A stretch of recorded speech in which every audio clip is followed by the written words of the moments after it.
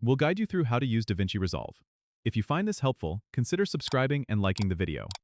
First, open DaVinci Resolve on your computer. Once it's open, you'll see the Project Manager screen. Create a new project by clicking the New Project button at the bottom. Give your project a name and hit Create. Now, you're in the main interface. To start editing, go to the Media tab at the bottom. Here, you can import your video files. Click on File in the top menu, then Import, and select Media.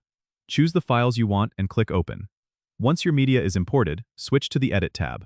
This is where you'll spend most of your time.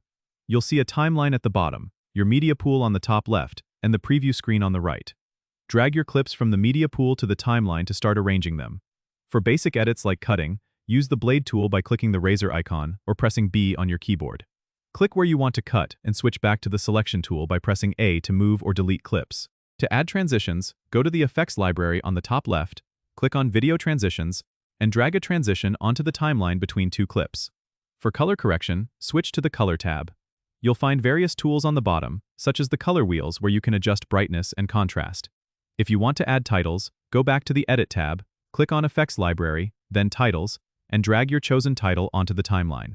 Double-click it to customize the text. To export your project, go to the Deliver tab.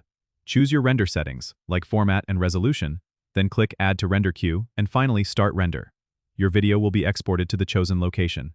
Don't forget to subscribe and comment if this helped you out.